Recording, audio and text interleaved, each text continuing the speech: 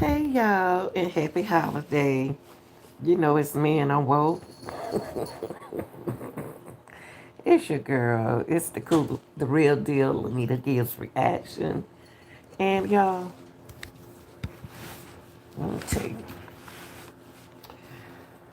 this case right here, I don't see how this case can go cold.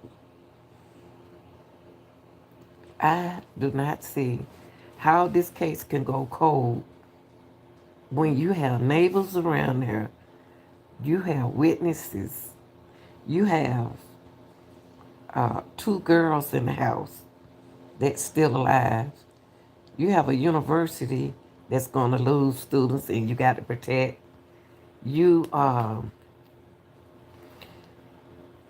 it's a small town, so it's no way in the world this can go cold. No, we got to keep this from going cold, y'all. Now I'm kind of wondering, was it an inside job? Now the reason why I'm allegedly saying that is because you, come on, y'all.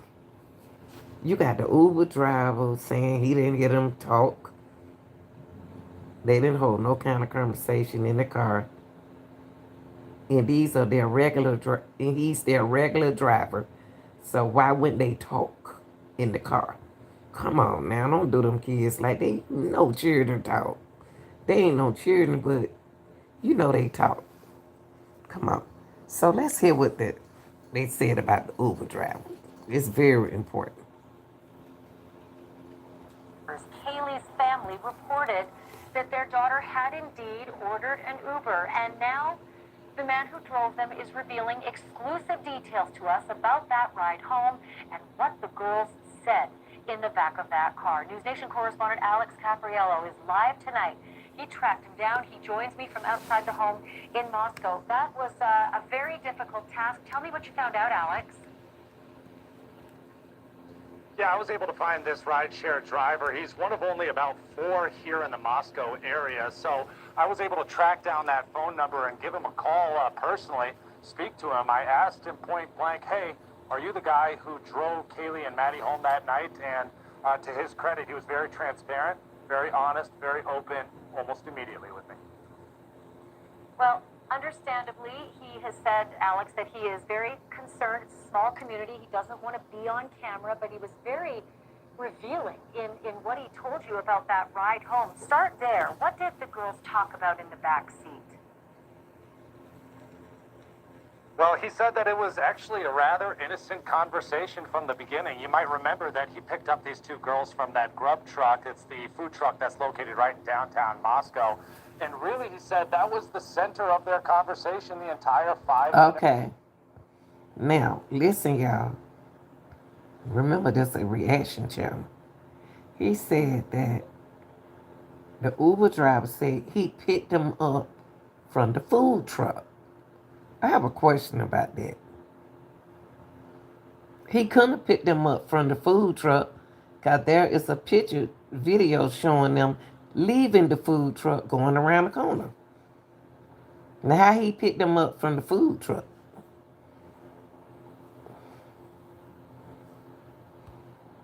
The ride home was about their mac and cheese carbonara that they were planning on splitting when they got back to the house. He said that he's picked them up in the past, not only these two girls, but Xana as well. And he said Okay, he picked them up from the back. Y'all, I got a problem with this. Why would those two ladies, two girls, would call an Uber driver to pick them up in a path instead of right there where the truck at, the food truck? Now, the newsman said two different things. Now, let's take it back.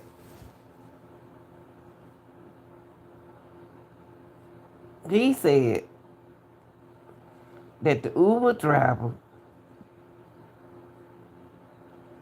he said that the Uber driver picked them up at the food truck. Then he turned around and said the Uber driver picked them up in the path, like in a little side street. Now, which one did the Uber driver do? Did he pick them up at the truck, or did he pick them up on the side street. Let's get it right now. And why? And another thing before I go head on, why will why would they call an Uber driver to go pick them up on a side road, knowing them guys out there? Instead, maybe they feel comfortable because they was college students. I don't know. All community. He doesn't want to be on camera, but he was very revealing in what he told you about that ride home. Start there. What did the girls talk about in the back seat? Well, he said that it was actually a rather innocent conversation from the beginning. You might remember that he picked up these two girls from that grub truck. It's the food truck that's located right in downtown Moscow. And really, he said that was the center of their conversation. The entire 5-minute ride home was about their mac and cheese carbonara that they were planning on splitting when they got back to the house. He said that he's picked them up in the past, not only these two girls, but Xana as well. And he said that in the past they've talked about boys and drama and college life, but not this time around. It was just a very normal, innocent conversation about their food and how they were going to share it when they got home. So that's also revealing that he knew them. He had them in the car multiple times before. This is a small town, so if they've taken an Uber a couple of times, it would be likely that he'd be the driver. And he said, indeed, he knew them. He knew all three of them. Okay, so this Uber driver picks them up all the time. Okay, so I wish we had a witness. So this Uber driver picks them up all the time. There was no conversation in the back seat, only talking about the food. Okay, all right. Mm. Yeah, that's exactly right. He said that obviously, as one of only about 4 rideshare drivers in this area, he picks up these girls a lot. And not to mention, we already know that this is so close to Frat Row, and of course, we've reported that this is a party house, so a lot of times students would come here. And so he said that Xana, that Kaylee and Maddie were no strangers to them. He's given them rides home from the ball. Okay, I have a problem with this. They say, okay, it makes it look bad. The news reporter just said it's a party house. The uh, the other people be going in the house like it's a party house. How could those girls live in a party house? How are they paying me?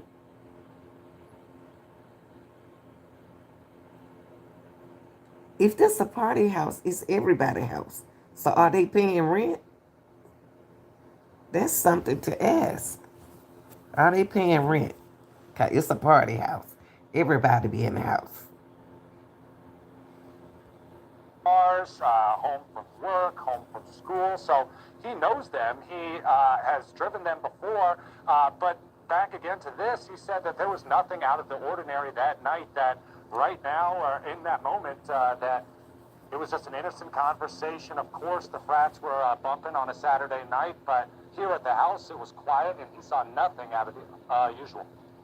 So, as you reported earlier this week, Alex, the last thing that we heard on tape was the surveillance camera showing Maddie and Kaylee walking from the Corner Club bar to the grub truck, and the only thing we could hear was, Maddie, what did you tell Adam? And then Maddie responds, I told Adam everything.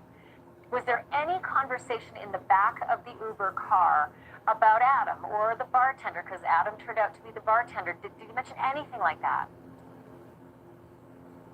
Yeah, actually, the rideshare driver said that he knows Adam. He knows he's a bartender, but Adam was not brought up once at all during that conversation. Again, no conversations about boys, drama, or any trouble. And as far as what the girls were feeling, he said they were not fearful, they weren't skittish in any way. But back to the food truck, also, I asked him about that. Hey, you were right there. Did you see anything out of the ordinary there? And he said, no, it was a Saturday night at the food truck, a bunch of college kids hanging out. I got a problem with these people right now. I really do. I got a problem with these group of people. Now I know there's Kaylee them at the truck, but I got a problem with the other people watching them. I really do. Um,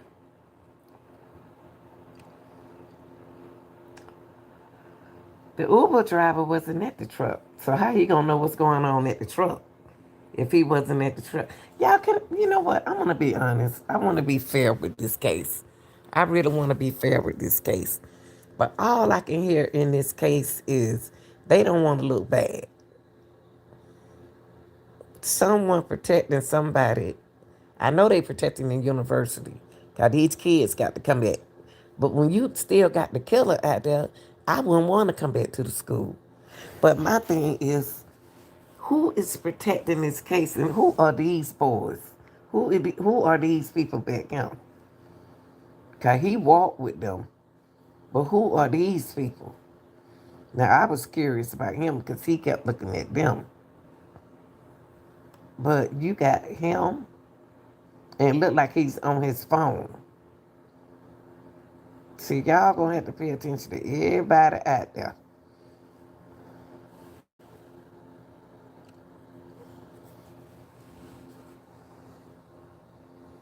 And he's watching them. There's a girl with them too. All four of them watching them. All four of them watching them. Okay? Ordering their food before heading home. You know, I brought up another person. A lot of people have speculated about the hoodie guy he's been referenced as. He said he didn't see that guy. He has no indication that anything was wrong there at the food truck, and certainly during that entire rideshare home, no indication that anything was wrong there either. Okay, then what about the police? Because clearly, I would have imagined the police have a lot more, machinery and technological ability than sometimes we do to track people down. I assumed that the police would have found him and that they would have talked. What did he say about being able to tell everything he told you to the police? Right. Yeah, this was super interesting to me because he said that he didn't hear about the murders until the next day, and he realized, oh my gosh, these are the two girls that I had driven home, and I've driven home in the past. And so he was stewing on that for a little bit, but he was the one who eventually turned himself over to the police by calling the tip line, saying, hey, I was the one who drove these girls home. The police tells the rideshare driver that they already knew he was the driver, but even still, he was the one who called in himself. Okay. Y'all stop making it seem like they perfect, okay? Stop making it seem like they perfect, okay? Now, if they knew that the Uber driver, the share driver, Uber driver, they say, if the share driver, if they knew that he was in the car with them, why did they reach out to him? Why he had to reach out to them? Why aren't they doing nothing about this case? It's if they already know something, allegedly. Allegedly, it seemed like they know something. And it shouldn't be a cold case. This shouldn't be a cold case this close in this environment